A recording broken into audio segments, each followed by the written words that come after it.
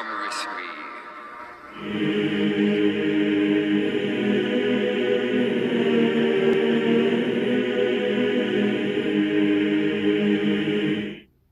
Welcome back to another 13 on the 13th, everybody. I'm glad you all stopped by. Being that this is the only Friday the 13th we're going to get this year, I felt it necessary that we take a moment to recognize this very special day. Jason was my son, and today is his birthday. Yes, happy 45th birthday to Jason. This is the 45th anniversary of Friday the 13th. We've had 45 years of Crystal Lake chaos and so many great memories. So I figured this would be a perfect time to take a look back at some of my favorite moments of the franchise. People forget.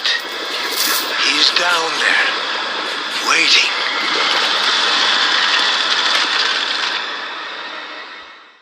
Also, as you saw at the beginning of this video, we are dedicating this Friday to a friend of mine, as Jason was his favorite slasher villain of all time. We both shared the same favorite installment growing up. So, Michael, this Friday the 13th is for you, buddy. Miss you always. Love you, brother. Let's get into it. This is 13 of my personal favorite moments of the franchise in no particular order. Let's check it out. They're coming to get you, Barbara. You know,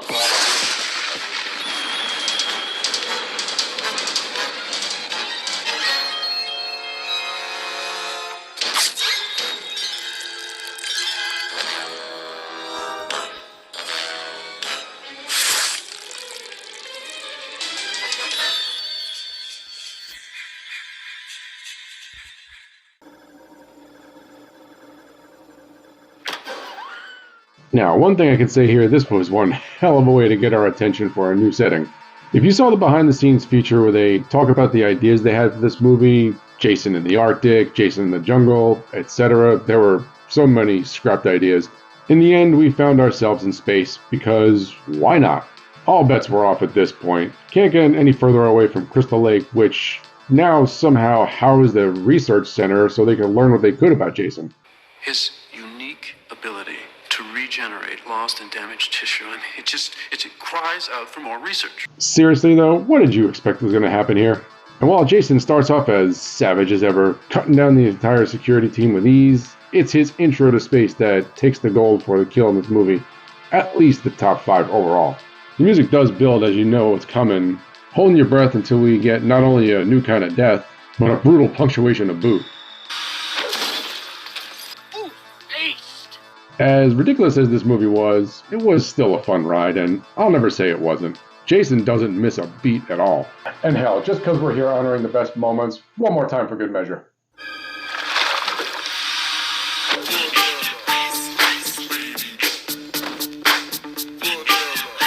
Is it cold in here? Or is it just me? Tonight's forecast. A freeze is coming. Alright, that's enough of that. Here's a great moment for my favorite installment in Jason Lives.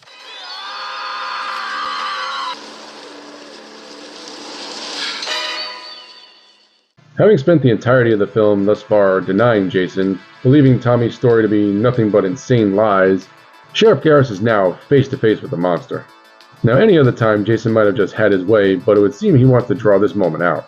No words are said, nothing needs to be spoken really, the sheriff's face speaks volumes alone. All the stories he heard about Jason, all the things he knew, now the horrific legend stands before him. Why is this scene so good? It's one of those moments in horror where the would-be victim actually makes the right decisions.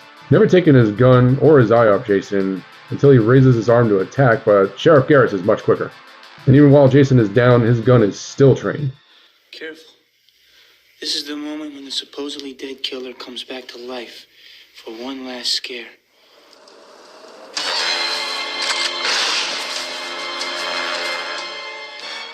He fires again and again until all his ammo is exhausted. Once more, when there's nothing more he can do, he runs, not looking to fight a losing battle. Soon after, however, and what makes the inevitable culmination all the more honorable, is the sheriff's final efforts. Having evaded Jason for the time being, it becomes too much for him to see his daughter attacked. When Jason hears her cries, Garris comes out and takes Jason on hand to hand. Not many have had the courage, and even fewer have lived to tell about it. It is a death not in vain, but one that would surely make my chiropractor cringe.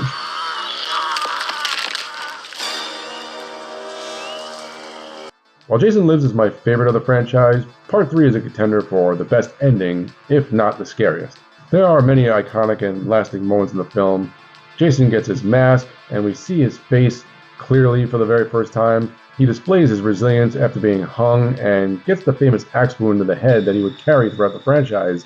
It might be the scariest entry overall, in my opinion. While Chris might be a little annoying to say the least, the story she lays out earlier in the film sets a good foundation for her weariness. Having been nearly assaulted and killed by this inhuman creature, we get a teaser look at his uncovered deformity. Enough to draw us in, wondering about this hideousness. We can see the dread in her eyes as she recalls the incident. Fast forward to where she's the only one left, trying to leave the barn. There he is, the lifeless body hanging in front of her. It's just another psycho until the mask is lifted and the horror returns in full force. Still though, she's able to defeat her attacker and live through the night. Cut to the next morning. Chris wakes up from a nightmare, I suppose. Oh, thank God, it was only a... Oh, it's just a log. At least it wasn't. Oh my God, it's just a duck. Alright, what the hell is going on here? This run-on might have been a little too much if the next one wasn't genuine. Her eyes widen as she sees Jason emerge in the window.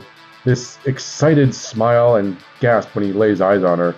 Just something about this really sits uneasy as he hurriedly goes after her in the window. There's nowhere for her to go. Chris is dead in the water, quite literally here, as she turns to see Jason burst through the door. That close-up, his childlike giddiness and smile as he runs towards her, I think this is what it is that really gets me. What do you think? What was your favorite ending? Now, there's not much I can say about Part 5, nor I don't think anyone can say about Part 5. For many, we can all agree it was the worst entry for a lot of reasons. The casting, the acting, the story, the fact that, spoiler alert, Jason is not in the movie. Yes, you heard right. The subsequent reason for this and how it all transpires, there's a lot of questions to be asked.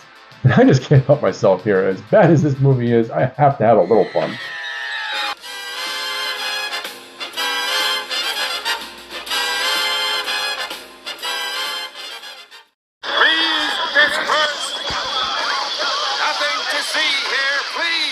However, there is one aspect that we can all admire, and that is Demon. Thank you, Miguel Nunez, for your always present awesomeness. The charisma just oozes off the screen with everything this man does. He knows what kind of movie he's in, and he owns every minute, even gracing us with his one-hit wonder, Ooh Baby. Ooh baby, ooh baby, ooh baby, ooh baby, ooh baby. Anyway, like I said, Demon's presence is memorable, albeit brief, unfortunately. For me, and many others, I'm sure, it's the best part of the movie. But if you have another favorite part of A New Beginning, please let us know in the comments below.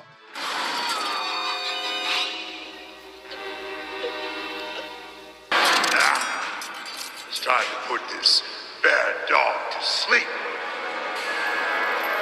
For good!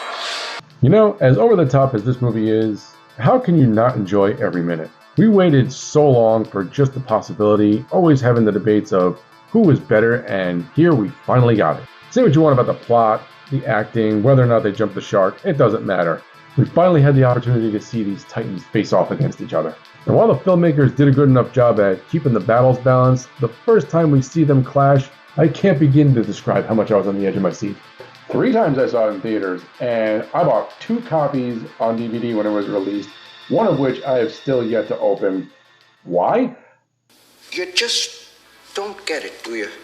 You don't.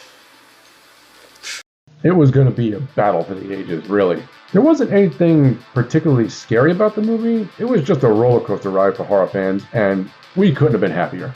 Now, being brought into the house that Freddy built, Jason was definitely fighting an uphill battle, at least at first.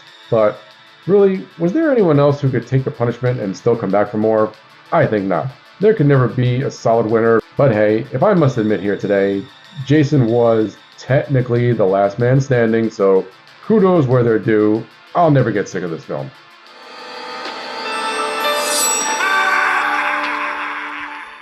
This scene. Nothing else. I just get a chuckle every time. A fun fact that originally Jason was supposed to kick a dog here. However, Kane Hodder argued that Jason wouldn't do this, so the idea was scrapped, thankfully. I think I could speak for everyone saying that we are much happier this way. You're a dead meat, slime bag. Shooting in Manhattan was definitely the most expensive piece of the film, which they were only able to afford a day on location, hence the brief experience save for the end. Jason takes Manhattan for all of 10 minutes. It seems that a lot of franchises eventually find their way to New York. It became something of a credential or a badge of honor for films to attain. You know what they say, if you can make it here, you can make it anywhere. If you ask me, they did alright for what they had. It's neat seeing Jason brought to the Big Apple, and also because someone was really clever enough to make this. It's Friday, Friday, gotta get down on Friday. Everybody's looking forward to the weekend, Friday, Friday, getting down on Friday. Yo, man, it's cool, man, it's cool. Part 2 was a turning point for the franchise, as it was the entry where we were first introduced officially to Jason. At first, he's just another killer prowling the woods, but as the film progresses, we learn more about the legend that is Jason. The campfire stories told, how he is feared and somewhat mocked even still to this day. It's actually a really sad story when you think about it. Being bullied and ignored as a kid due to his condition, which led to his apparent death, driven into the woods, he spent almost 2 years alone, only to witness his mother being killed. There's all kinds of theories about how involved he was with the killings in the first film. Did he help his mother? Was he aware of what was going on? Was she aware of him being alive? Either way, Jason only had one person in his life that cared for him. But to see the grotesque display he made to keep her close, again, more sad than disturbing. It's a well-paced build to the climax, and a clever introduction for the child psychology student in Ginny to be the one to face off against Jason. With our progress throughout the film inching ever so close to the shack in the woods, we know this is where he lives and that there's something bizarre inside. When the cop from earlier comes across Jason, he gives chase only to find the macabre sight, but we don't get to see it yet. We're just left with his expression that says it all, and we're left to wonder, what did he just lay his eyes on? When Ginny stumbles into the room, she is shocked to say the least. Jason's way of keeping them together, I suppose. It's a gruesome sight, but what's more is the thought of what he must have done to make this. Having come out of hiding to the sight of his decapitated mother, God knows what he must have felt, what was going through his head, and having to collect her remains to bring it all back here. It's one of the more twisted scenes we experience, and some quick thinking on Ginny's part, really. Very well played. Another one of these unforgettable moments that just comes out of nowhere. Ask anyone that's a fan of Part 4 and see if they don't mention this amazing performance. It's just another part of the wonder that is Crispin Glover, isn't it? Amazing. Just amazing. That's it. Hey, how come you turned that off? We've gone on briefly before about how Jason is but a mere cameo in the 9th film, and honestly, I feel like there's a lot of underutilized elements to this one.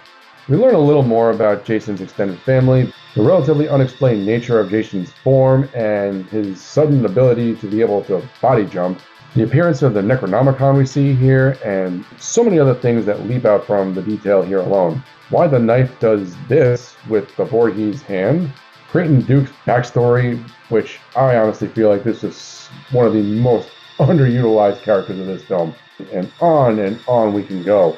But there are some excellent shots. This being New Line's first response, you could tell the change in style for sure. What exactly were they going for with Jason's look here? I really don't know. I don't think anyone does, but Kane Hodder owns it like he only can and makes it badass. It is different to say the least, but I don't know. There's something about Jason's presence here that stuck with me, really. I know I'm a part of a small group. If you're one of those who appreciates this entry, let me know in the comments below. I'd love to compare and contrast thoughts. Yeah, if this scene didn't give you nightmares as a kid.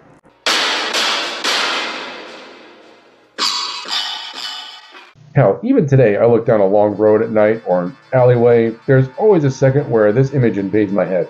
It's just so abrupt, it's sharp, jarring, and out of nowhere.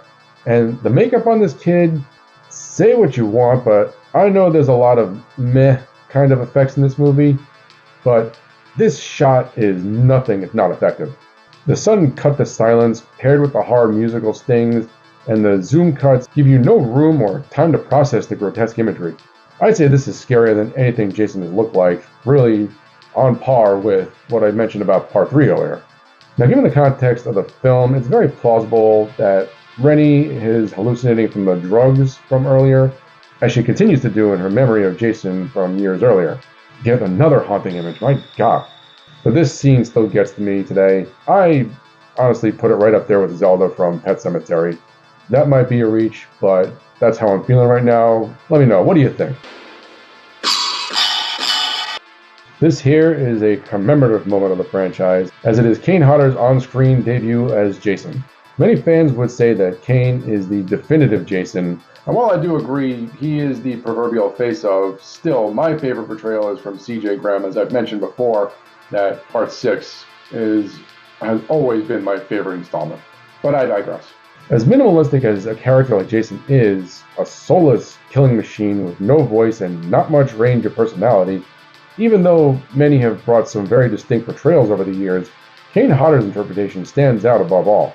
Several little nuances he added, the shoulder heaving with his breathing, a little more sinister action in the face, probably aided by the advancing in effects, just a hulking presence in general, a simple head tilt really does a lot. It's absolutely amazing, and incredibly difficult to convey as much as he did with just body language alone.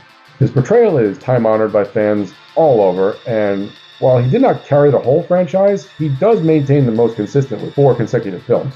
Unfortunately, due to studio disagreements, we did not get Kane versus Robert for the Freddy vs. Jason film. I remember getting so jacked up for this match. This was sadly not to be the case. But we can still go back to many memories of Kane behind the mask, and it all started here with this grand entrance. Speaking of grand resurrections, this is another one that deserves some recognition.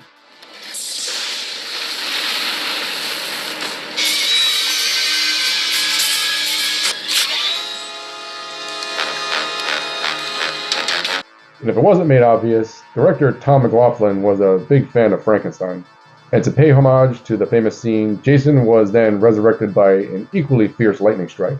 The intensity, the tone, the urgency of the situation, we're thrown right into the thick of it from the first second that we cut into the movie, and it doesn't break tension for nearly 12 minutes. Tom Matthews gives a fantastic performance as Tommy Jarvis, being thrust back into the psyche of his memory.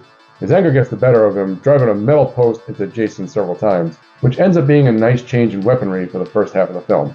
Once Jason's awakened, we learn right quick he's not fucking around here. The first kill is a vicious one, and it still hits hard. The intro, might be an out-of-place spoof, but I think it was a nod to the fact that we know this is a showcase by now. Jason is more than just a villain, he's a presence. He's here to stay. As I've said, Part 6 is my favorite entry. It struck the best balance of horror and energy for me. What do you think? What's your favorite installment after all this talk?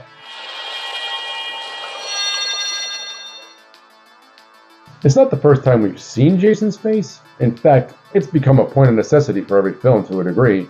When will we see what's behind the mask? Almost every entry has the moment of grotesque reveal, and nowhere is this more celebrated than the final chapter. Yeah, it was far from the last, but that was the intention at the time. And you can tell by the heavy-handed nature of Jason's death. They meant this to be it and wanted to go out with a bang. What better way to do so than to bring in the original effects guy from the first film, delivering as only Tom Savini can. We're not worthy! We're not worthy! These fantastic macabre effects, this is why practical will always beat out CGI any day of the week. A little effort, little details go a long way in appreciation for a great scene. Even here, when Jason falls, you can feel the visceral nature when he slides down the blade. Still holds up, even to this day after 40 years, as one of, if not the best shot of Jason's face. Folks, thank you all so much for joining us on another Friday the 13th. I hope you're all doing well out there. Happy birthday to Jason.